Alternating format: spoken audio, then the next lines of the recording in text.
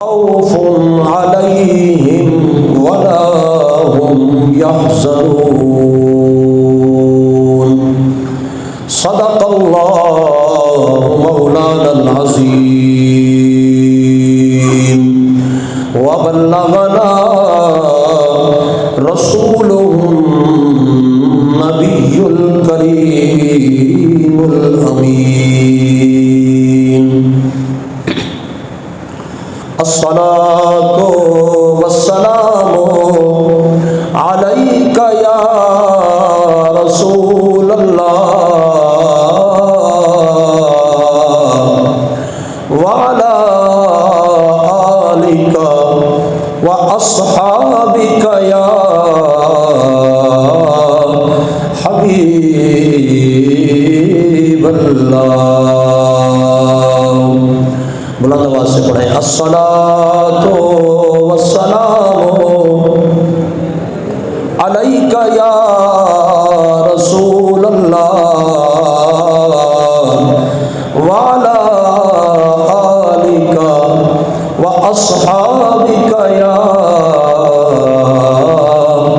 حبیب اللہ۔ وقت کے قدموں میں قلندر نہیں گرتا، وقت کے قدموں میں قلندر نہیں گرتا، ٹوٹے جو ستارہ تو زمین پر نہیں گرتا، گرتے ہیں سمندر میں بڑے شوق سے دریا، لیکن کبھی دریا میں سمندر نہیں گرتا۔ نہ تخت و تاج میں نہ لشکر و سپاہ میں ہے جو بات مرد قلندر کی نگاہ میں ہے۔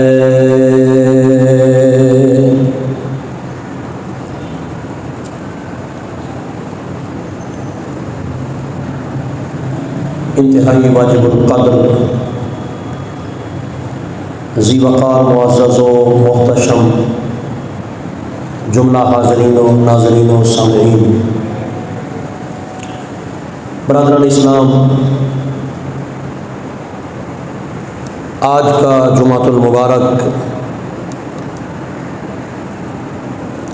اس جمعۃ المبارک کے حسین موقع پر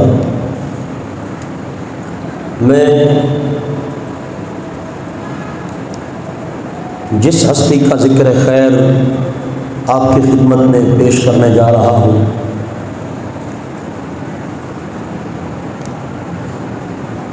باب الاسلام سرزمین سندھ پر اپنے فیوض و برکات کے ساتھ آرام فرما وہ جلیل القدر ہستی، وہ عظیم و کریم ہستی، اللہ کے محبوب، اللہ کے کامل اکمل ولی، امام العاشقین، امام الصالحین، سرتاج الاولیاء، زبدۃ الاتقیاء، قلندر دوران حضرت سیدنا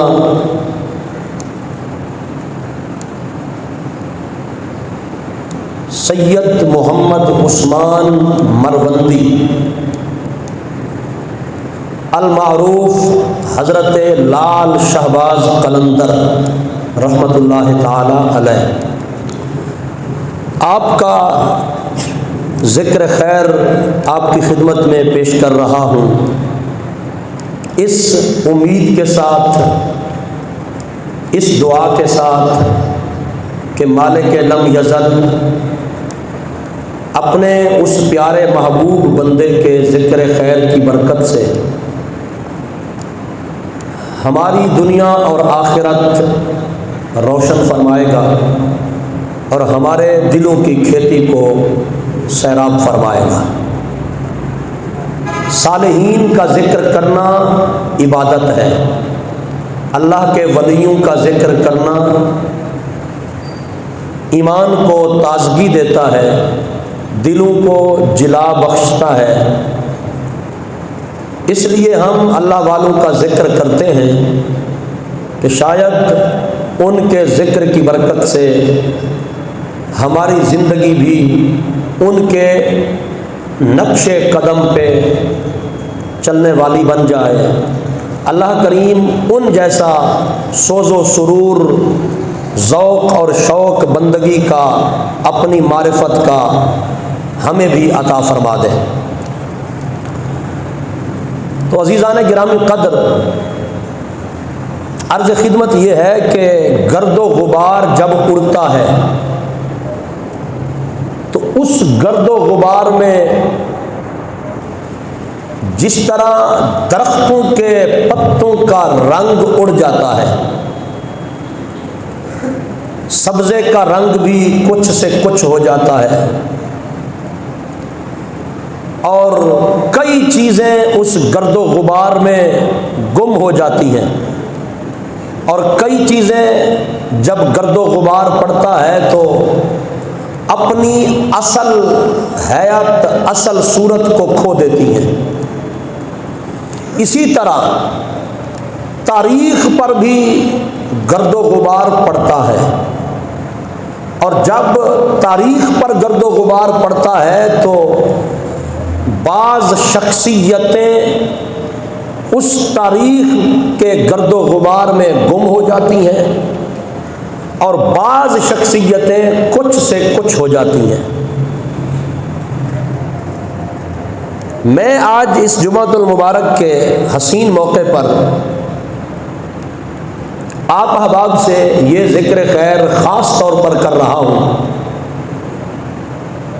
کہ ہم سب کا یہ فرض ہے کہ ہم اپنی تمام جلیل القدر شخصیات کو، اپنے بزرگوں کو، اپنے اکابرین کو، اپنے بڑوں کو اس تاریخی گرد و غبار میں گم نہ ہونے دیں، ان کی شخصیات پر گرد و غبار کی میل نہ آنے دیں۔ وہ اس لیے ضروری ہے کہ جب گرد و غبار پڑتا ہے تو جس طرح چیزوں کی رنگت میں رد و بدل ہوتا ہے، اسی طرح شخصیات کے کردار میں بھی وہ جھوٹ کا رد و بدل ہوا کرتا ہے، اور پھر ظلم یہ ہوتا ہے کہ سچ کو جھوٹ بنا دیا جاتا ہے، جھوٹ کو سچ بنا دیا جاتا ہے۔ تو اس لیے ضروری ہے کہ ہم اپنے بزرگوں کا، ہم اپنے پیاروں کا، ہم اپنے بڑوں کا ذکر اس انداز سے کریں کہ وہ جو ظالموں نے تاریخ کا گرد و غبار ان کی شخصیات پہ ڈالا اور ان کے حسین روشن کردار کو دھندلا کرنے کی کوشش کی، وہ پھر سے صاف ہو جائے اور ہمارے اکابرین کی روشن تاریخ ہماری آنے والی نسلوں کے لیے پھر سے روشنی کا مینار بن جائے۔ تو تاریخ پر پڑے اس غبار میں جہاں بڑی بڑی شخصیات گم ہو گئیں، ان شخصیات میں ایک عظیم شخصیت حضرت لال شہباز قلندر کی ہے۔ آپ کی ذات کے ساتھ سب سے بڑا ظلم ہوا، سب سے بڑی زیادتی آپ کی شخصیت کے ساتھ کی گئی۔ ہر سال جب آپ کا عرس مبارک ہوتا ہے تو پوری دنیا سے لوگ اس میں شرکت کرتے ہیں، اور بالخصوص پاکستان سے، پاکستان کے گلی کوچوں میں بھی حضرت شہباز قلندر کا عرس منایا جاتا ہے، آپ کی یاد منائی جاتی ہے، آپ کے ذکر کی محافل سجائی جاتی ہیں۔ لیکن آپ کی شخصیت کے ساتھ جو تاریخی ظلم ہوا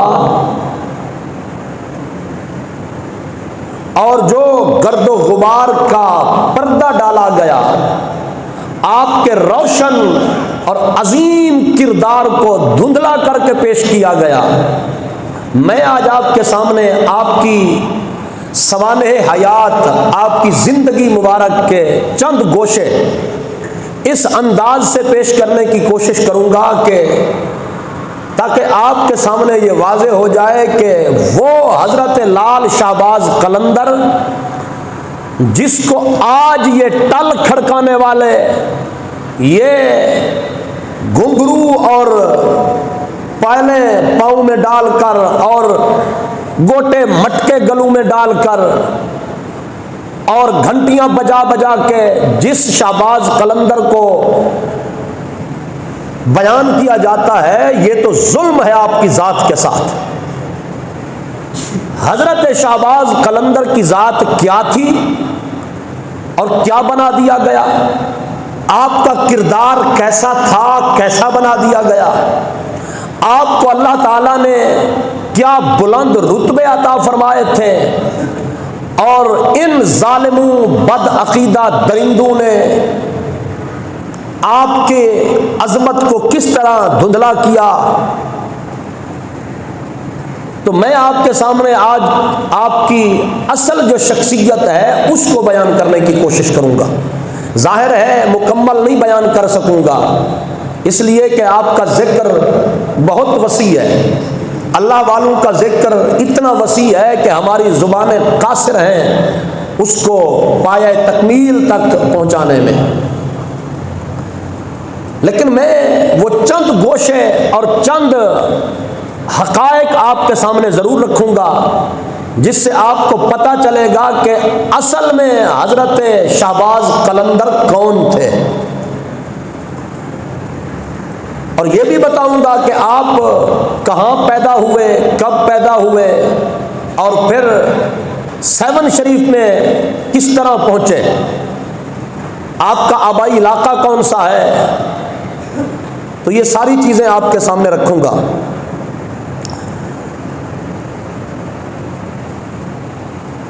آپ جہاں پیدا ہوئے وہ علاقہ تھا آذربائیجان، ایک ریاست ہے جو رشیا کی ریاست تھی اور اس وقت ایک آزاد ریاست ہے آذربائیجان۔ آذربائیجان کا ایک شہر تھا مروند، وہاں مروند قلعہ بھی تھا، بعض مورخین نے اس کو مروند لکھا، بعض نے مرند لکھا۔ بڑا حسین و جمیل قلعہ تھا، بڑی خوبصورت اس کی عمارتیں تھیں اور وہاں حسین و جمیل نظارے تھے۔ آپ اس شہر میں علاقہ مروند میں آپ پیدا ہوئے آذربائیجان، اور تقریباً 600 سنہ ہجری میں آپ کی ولادت باسعادت ہوئی۔ آپ نسبی اعتبار سے سید گھرانے سے تعلق رکھتے ہیں، اس سے آپ سمجھ جائیں کہ آپ کا حسب تو اعلیٰ تھا ہی، لیکن نسب رب نے کتنا اعلیٰ دیا تھا، خاندان کتنا اعلیٰ دیا۔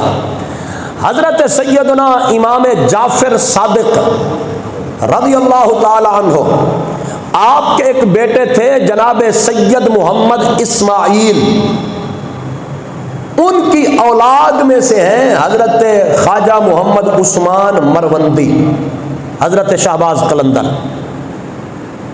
تو نسب پہنچا حضرت سید محمد اسماعیل، ان کے والد حضرت امام جعفر صادق، اور پھر ان سے حضرت امام حسین تک، اور پھر مولا علی تک، پھر خود نبی تک۔ اونچی آواز سے بولیں۔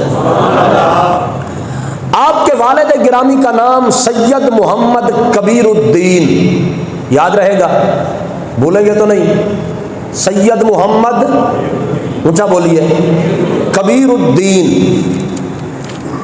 اور آپ مشرب کے اعتبار سے، طریقت کے اعتبار سے سلسلہ قادری میں بیعت تھے، اونچا بولو۔ حضور غوث پاک رضی اللہ تعالی عنہ کا جو سلسلہ طریقت تھا، آپ اس میں مرید تھے، اور آپ کے مرشد گرامی کا نام تھا حضرت بابا محمد ابراہیم قادری، یاد رہے گا، حضرت بابا محمد، اس کو سبق کے طور پر یاد کرنا ہے آپ نے۔ نسب کے اعتبار سے سید، طریقت مشرب کے اعتبار سے قادری، سلسلہ قادریہ میں، اور مسلک کے اعتبار سے حضرت سیدنا امام اعظم ابو حنیفہ کے پیروکار، اونچا بولیں،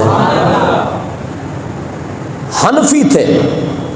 اور آپ کا اصل نام تھا حافظ سید محمد عثمان، کیا نام تھا؟ حافظ سید محمد عثمان، یہ نام ہی اتنا پیارا ہے۔ اور جو اس وقت آپ کے مزار پہ وہ ٹل کھڑکانے والے، وہ ناچ گانے والے، وہ بانڈ قسم کے، وہ مراسی قسم کے لوگ جنہوں نے قبضہ کر رکھا ہے آپ کے مزار پہ، اور نہ جانے کیا کیا شرکیہ بدعتیں ہوتی ہیں وہاں جن لوگوں کا قبضہ ہے وہ تو اس نام سے ہی جلتے ہیں، اونچا بولو۔ ان کو نہ ابو بکر کا نام اچھا لگتا ہے، نہ میرے پیارے عمر کا نام اچھا لگتا ہے، نہ عثمان کا نام اچھا لگتا ہے۔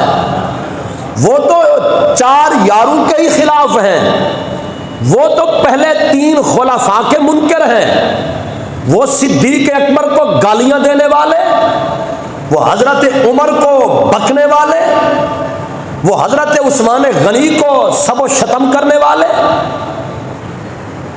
اب مجھے بتاؤ، جن کو اس نام سے ہی تکلیف ہو، ان کا حضرت عثمان کی زندگی سے کوئی تعلق ہو سکتا ہے؟ کوئی کہے نہیں جھوٹ ہے، تو میں چیلنج کے طور پہ کہتا ہوں، ان کی پوری برادری میں مجھے کوئی عثمان نامی دکھا دو، وہ جو صرف 10 دن محرم کے روتے پیٹتے ہیں، جن کو صرف 10 دن محرم کے عاشورے میں بڑا اہل بیت کا غم یاد آتا ہے، اور شکلیں بھی کالی، دل بھی کالے، جھنڈے بھی کالے، لباس بھی کالے، اندرو کالے، بارو کالے، منہ بھی کالے، سب کچھ کالا، ان میں کوئی ایک ابو بکر نامی دکھا دو، کوئی ایک ایسا دکھا دو جس کا نام عمر ہو، کوئی ایک ایسا دکھا دو جس کا نام عثمان ہو۔ ہمارے استاد گرامی تھے مناظر اسلام علامہ عبد التواب صاحب صدیقی رحمۃ اللہ تعالی علیہ، آپ کے والد گرامی مناظر اسلام علامہ محمد عمر اچھروی رحمۃ اللہ تعالی علیہ، اچھرے میں آپ کا مزار ہے، بہت بڑے عالم دین تھے۔ آپ ایک جگہ سے گزر رہے تھے تو ایک شخص حضرت عمر کا نام اس نے لکھا ہوا تھا زمین پر، اور حضرت عمر کا نام ریت پر لکھ کر اوپر جوتے مارنے لگا تھا۔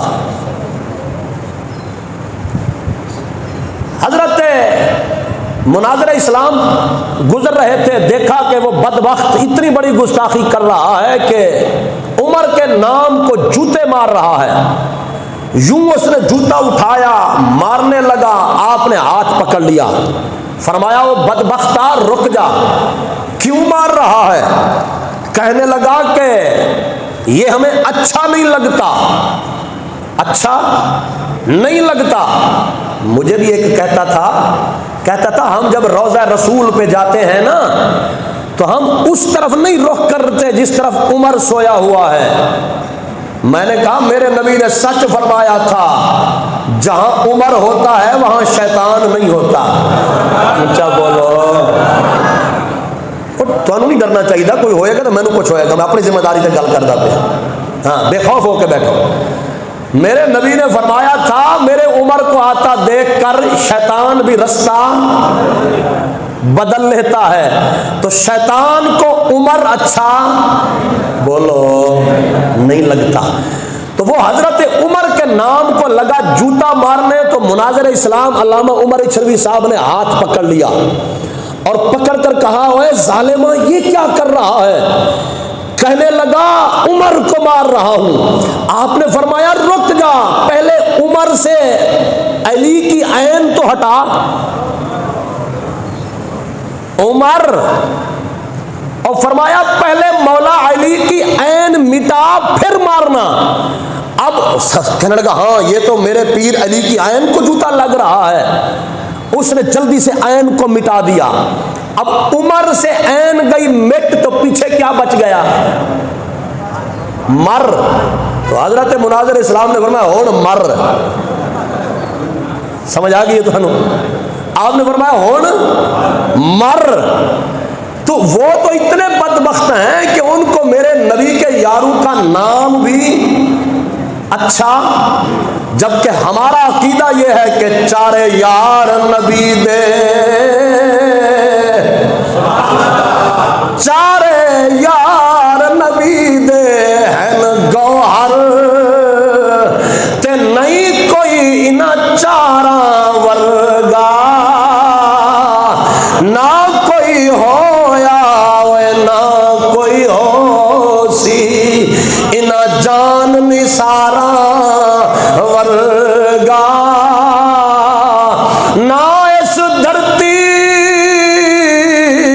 وے پیدا کیتا، انہ چارا یارا ورگا، آزم شان صدیق دا کی پچھنے، وہ اکو یار ہزارہ ورگا، اونچا بولو۔ اس لیے ہمارا عقیدہ ہے، اب میں آگے چل کے بیان کروں گا، حضرت شہباز قلندر کا بھی یہی عقیدہ تھا، حضرت عثمان مروندی کا بھی یہی عقیدہ تھا، تو والد نے نام رکھا عثمان۔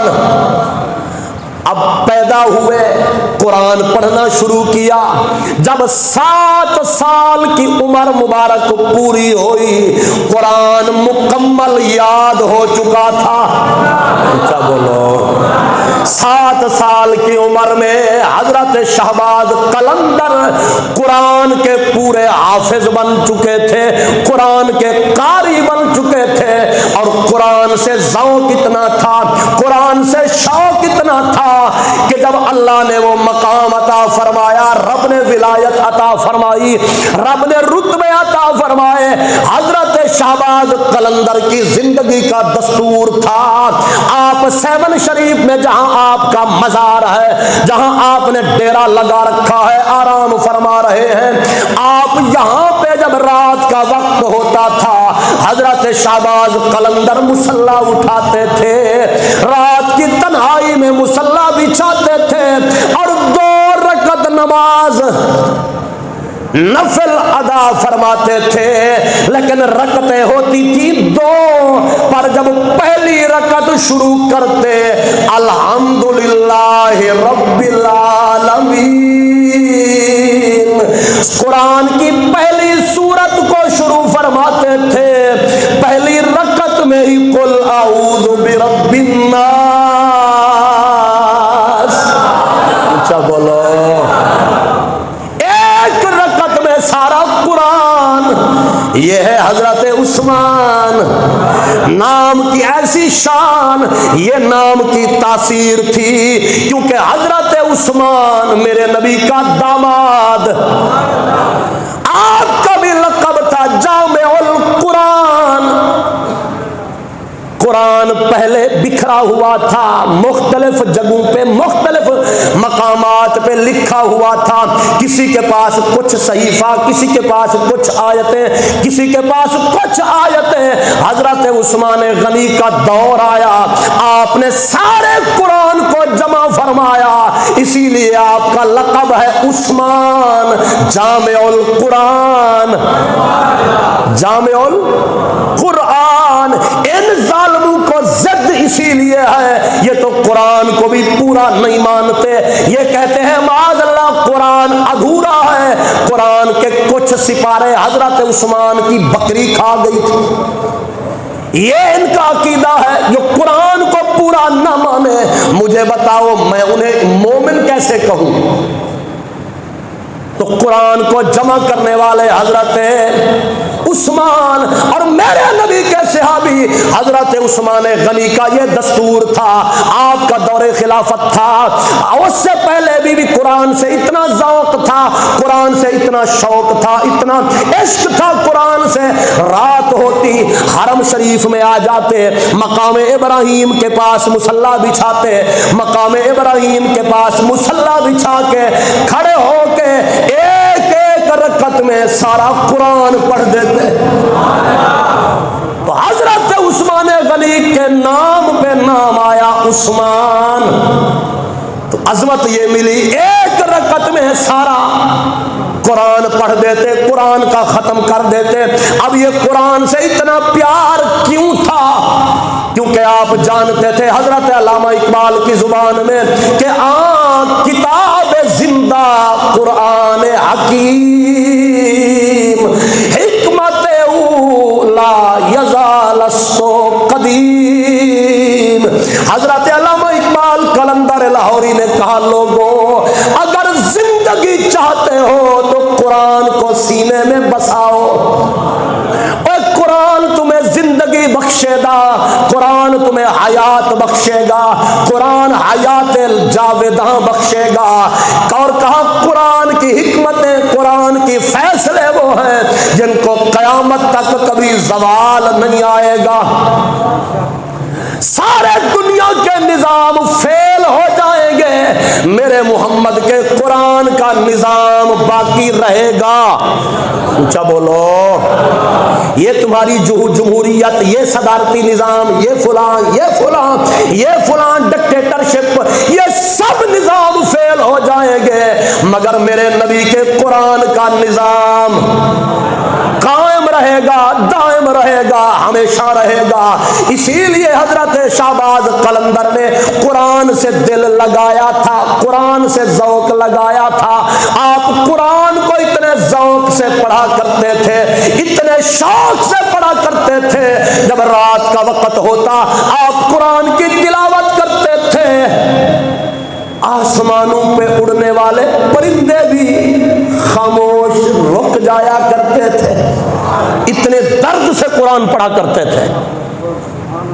حضرت علامہ اقبال ایک دن بیٹھے تھے، قرآن پڑھ رہے تھے، تو آپ کے والد نے کہا اقبال بیٹا، کہا جی بابا، کہا قرآن یوں نہ پڑھا کر۔ عرض کرنے لگے بابا پھر کیسے پڑھوں؟ کہا پھر بتاؤں گا۔ اب کچھ وقت گزرتا گیا، حضرت اقبال کے سینے میں وہ عشق معرفت کا ٹھاٹھے مارنے لگا سمندر۔ تو ایک دن کہا بابا آپ نے کہا تھا کہ قرآن یوں نہ پڑھا کر۔ میں نے پوچھا تھا کیسے پڑھوں، لیکن آپ نے بتایا نہیں تھا، بتاؤ تو صحیح کیسے پڑھوں قرآن؟ حضرت علامہ اقبال کے والد گرامی نے کہا اقبال بیٹا قرآن کو یوں پڑھا کر یوں لگے جیسے قرآن تیرے دل پہ نازل ہو رہا ہے۔ ایمان سے بتاؤ کبھی ہم نے پڑھا ہے اس طرح قرآن کو، اس ذوق سے قرآن کو؟ کہا اقبال قرآن یوں پڑھا کر یوں لگے جیسے قرآن تیرے دل پہ اتر رہا ہے، قرآن تیرے دل پہ نازل ہو رہا ہے۔ اللہ اکبر۔ پھر جب اقبال نے قرآن اس انداز سے پڑھا، اقبال کی زندگی کا آخری وقت آیا، اقبال کی آواز بیٹھ گئی تھی، آواز رند گئی تھی، آواز نہیں نکلتی تھی، اقبال ہزاروں قطار روتے تھے۔ یاروں نے پوچھا اقبال کیا کیا ہوا؟ کہنے لگے یار آواز بیٹھ گئی، آواز نہیں نکلتی، کیا کروں؟ تو کہنے لگے روتا کس لیے ہے؟ کہا اس لیے نہیں روتا کہ آواز بیٹھ گئی، بلکہ روتا اس لیے ہوں پہلے جو اونچی آواز سے چس لے کر قرآن پڑھتا تھا اب کیسے پڑھوں گا؟ اب یوں قرآن نہیں پڑھ سکتا، روتا اس لیے ہوں۔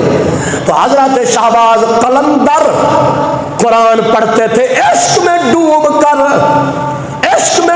کر قرآن پڑھتے تھے، اس ذوق سے قرآن پڑھتے تھے، اس شوق سے قرآن پڑھتے تھے۔ اللہ اکبر۔ حضرت شہباز، لقب کیا تھا آپ کا؟ شہباز۔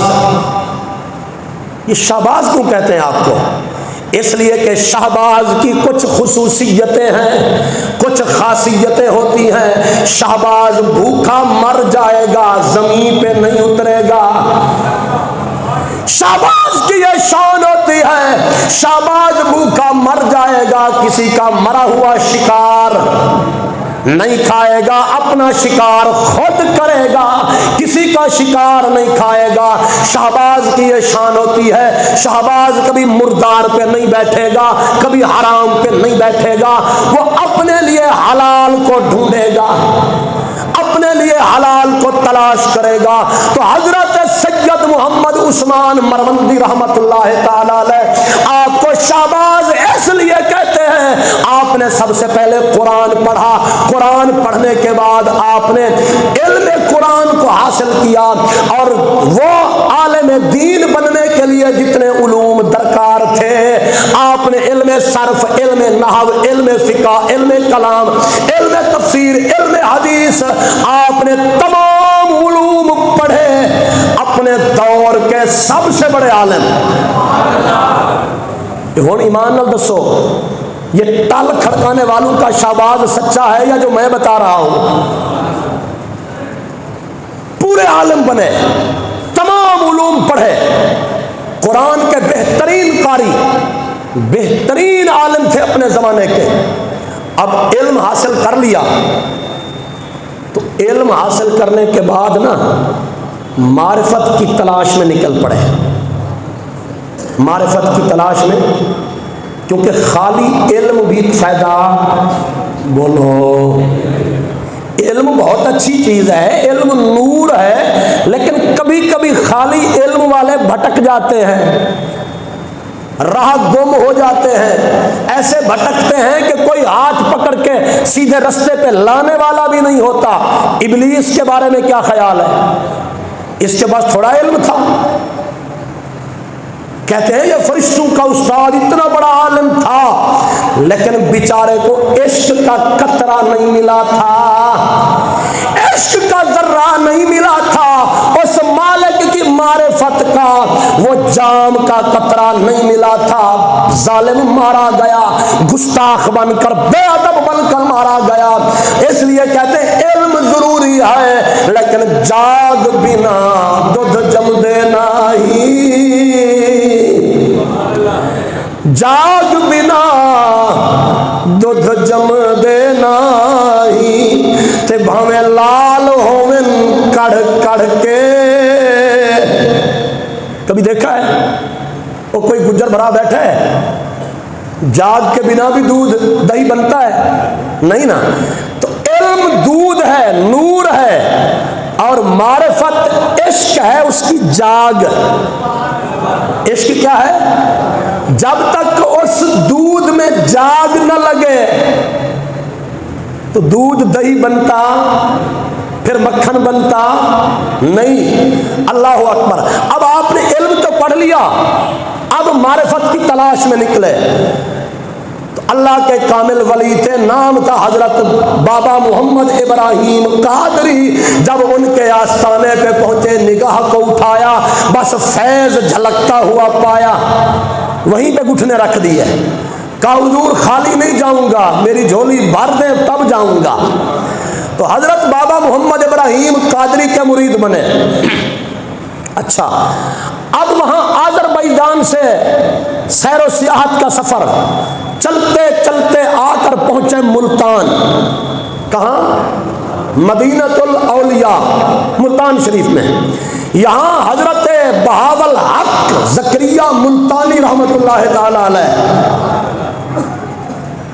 آپ کا ڈیرا تھا، آپ یہاں رہتے تھے اور آپ کا مدرسہ تھا، مدرسہ بہائیہ، وہاں سینئر استاذ کی ضرورت تھی۔ حضرت شہباز قلندر آئے اور حضرت بہاول حق ملتانی رحمت اللہ تعالی علیہ کے مزار مدرسے میں آ کر سینئر مدرس لگ گئے۔ اب ذرا فیصلہ آپ نے کرتے جانا ہے، جو ٹل کھڑکانے والے، یہ آگ کا مچ جلانے والے، یہ بھانڈ قسم کے قوالوں نے جیسے شہباز کو پیش کر رکھا ہے، وہ شہباز قرآن و حدیث پڑھا سکتا ہے، لیکن حضرت شہباز قلندر تمام علوم پڑھانے کے لیے، علم فقہ، علم حدیث، علم تفسیر، علم کلام، علم نحو، علم صرف، تمام علوم پڑھانے کے لیے سینئر استاد لگ گئے حضرت بہاول حق ملتانی کے مدرسے میں۔ اچھا، اب آپ کے یار کون کون تھے ذرا یہ بھی بتا دوں آپ کو، اس لیے کہ کسی کے کردار اور کریکٹر کے بارے میں پوچھنا ہو نا تو کہتے ہیں کہ اس کی صحبت کا پتہ کرو، اس کی سنگت کا پتہ کرو، یہ اٹھتا کس کے ساتھ ہے، بیٹھتا کس کے ساتھ ہے، کھاتا کس کے ساتھ ہے، پیتا کس کے ساتھ ہے، اس کی محفلیں مجلسیں کس کے ساتھ گزرتی ہیں، اس کے تعلق کیسے ہیں، اس کے تعلق والے کیسے ہیں۔ کیوں جی، یہی پتہ کرتے ہیں نا آپ، اور میرے رب کا طریقہ بھی یہی ہے۔ اللہ فرماتا ہے الا ان اولیاء اللہ لا خوف علیہم ولا هم یحزنون۔ اور اگر میرے یاروں کے بارے میں پوچھنا ہو نا تو کسی غیر سے نہ پوچھنا، مجھ سے پوچھنا میرے محبوب کیسے ہیں، میں تمہیں بتاتا ہوں لا خوف علیہم، وہ تو اتنے صاف ستھرے ہیں انہیں کسی چیز کا خوف ہی کوئی نہیں، ولا هم یحزنون، فرمایا وہ اتنے پاکیزہ ہیں انہیں کوئی غم بھی نہیں ہوگا قیامت والے دن۔ اللہ فرماتا میرے محبوب بندوں کے بارے میں کسی ملا سے نہ پوچھنا، مجھ سے پوچھ لینا۔ تو حضرت شہباز قلندر کی شخصیت کیسی تھی، کردار کیسا تھا، اور پھر آپ کا عقیدہ کیسا تھا، یہ تو ظاہر ہے آپ کے یاروں سے پتہ چلے گا، جن کے مدرسے میں پڑھاتے تھے، جن کے ساتھ اٹھتے تھے بیٹھتے تھے، ذکر اذکار کی محفلیں ہوتی تھیں۔ اب میں آپ کو بتانے لگا ہوں، ذرا سینے پہ ہاتھ رکھ کے سننا کہ آپ کے یار کون کون سے، 4 یار آپ کے بتاؤں گا، دل خوش ہو جائے گا۔ سب سے پہلے یار تو حضرت بہاول حق زکریا ملتانی، ٹھیک، آپ کے مدرسے میں پڑھاتے تھے، اور دوسرے یار تھے پاک پتن کا شہزادہ، اچھا بولو، اٹھ فریدا ستیا تے جھاڑو دے مسیت، اوے تو ستا تیرا رب جاگدا، تیری ڈاڈیاں نال پریت۔ دوسرے یار تھے حضرت بابا فرید الدین گنجے شکر۔ حضرت بابا فرید کا آنا جانا تھا حضرت بہاول حق ملتانی کے مدرسے میں، ملتان شریف میں آپ اکثر آتے جاتے تھے، تو حضرت شہباز قلندر کے دوسرے یار بن گئے۔ تیسرے یار حضرت جلال الدین سرخ پوش بخاری رحمت اللہ تعالی علیہ، ان کا مزار بھی ملتان شریف میں ہے۔ حضرت جلال الدین سرخ پوش بخاری نقش بندی رحمت اللہ علیہ، یہ آپ کے تیسرے یار تھے۔ اور چوتھے یار تھے حضرت شاہ جہانیاں، جہان گشت والے۔ آپ علی پور شریف کی طرف جائیں نا جی، تو آگے ایک مقام آتا ہے اچ شریف، سنیے جگہ اچ شریف، تو اچ شریف میں آپ کا مزار ہے حضرت شاہ جہانیاں کا، جہان گشت رحمت اللہ تعالی علیہ۔ یہ آپ کے 4 یار تھے۔ اب بتاؤ ان 4 یاروں کا کس مسلک سے تعلق ہے؟ مسلک اہل سنت۔ اچھا چلو، میں حضرت بہاول حق ملتانی کا وہ عقیدے کی ترجمانی والا شعر بھی آپ کو سنا دیتا ہوں۔ آپ نے لکھا، آپ فرماتے ہیں زمین و آسمان تا برقرار است، زمین و آسمان تا برقرار است. فرماتے ہیں لوگوں جب تک زمین آسمان قائم ہے بہاول حق غلام 4 یار است. بہاول حق غلام 4 یار است. کہا جب تک اللہ کی دنیا قائم ہے بہاول حق نبی کے 4 یاروں کا غلام رہے گا. کہ ہن سمجھ آ گئی حضرت بہاول حق کا یہ عقیدہ. اور آگے آپ فرماتے ہیں شکر خدا نئے سنیم نئے شکر خدا سنیم نئے شیعہ و نئے معتزلی. فرماتے ہیں اللہ کا شکر ہے کہ اس رب نے مجھے سنی بنایا ہے، نہ مجھے شیعہ بنایا ہے، نہ مجھے معتزلی بنایا ہے. یہ حضرت بہاول حق ملتانی کا عقیدہ تھا.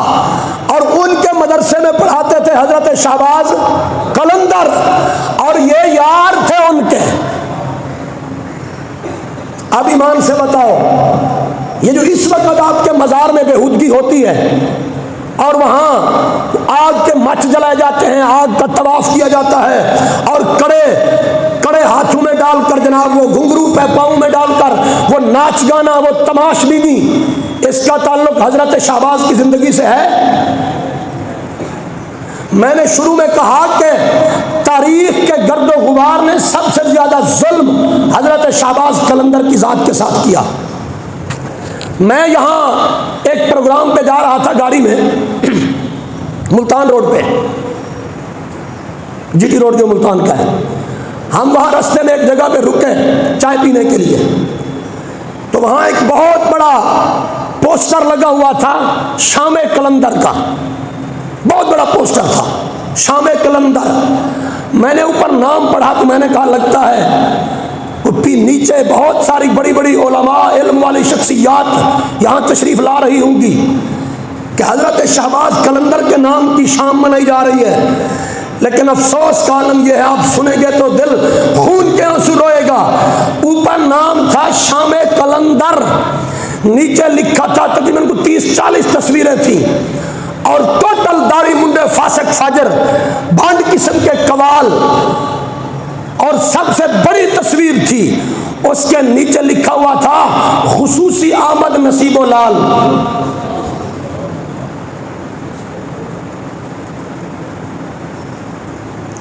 اب مجھے بتائیں جس شام قلندر میں نصیب و لال آئی ہوگی اس نے کیا بتایا ہوگا کہ حضرت شہباز قلندر بھی ایسے تھے جیسی میں ہوں. جو کام میں کر رہی ہوں حضرت شہباز قلندر کی زندگی بھی ایسی تھی.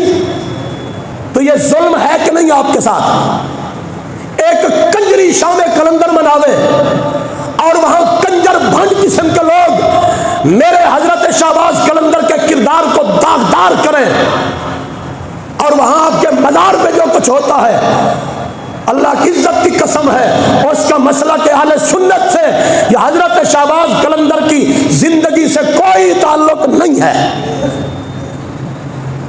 حضرت شہباز قلندر نے 7 شریف میں جہاں ڈیرا لگایا تھا وہ جگہ جواریوں کا مرکز، زانیوں کا مرکز، شرابیوں کا مرکز تھی. شراب کے اڈے مرکز تھے، زانیوں کے اڈے تھے، دن رات بدکاری ہوتی تھی.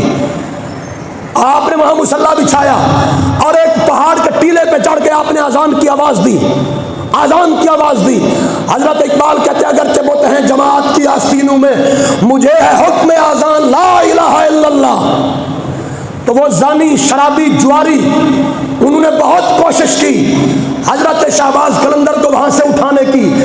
آپ نے فرمایا میرا نام شہباز ہے، میرا لقب شہباز ہے، اور میں کسی کے مارے ہوئے شکار پہ نہیں بیٹھتا، میں اپنا مسکن خود بناتا ہوں، میں اپنا شکار خود بناتا ہوں، میں اپنے لیے حلال مقام خود چوز کرتا ہوں. تو 7 شریف میں آپ نے ڈیرا لگایا اور زندگی کے چند گوشے میں نے آپ کے سامنے رکھے. حضرت شہباز قلندر اس درجے کے اللہ کے ولی تھے. اور دوسرا آپ کا لقب تھا سیف اللسان. سیف اللسان، زبان کی تلوار والے. اس کا مطلب یہ تھا کہ آپ کی زبان سے جو بات نکل جاتی تھی رب رد نہیں کرتا تھا، پوری کر دیا کرتا تھا. یہ تھے حضرت شہباز قلندر رحمۃ اللہ تعالیٰ علیہ۔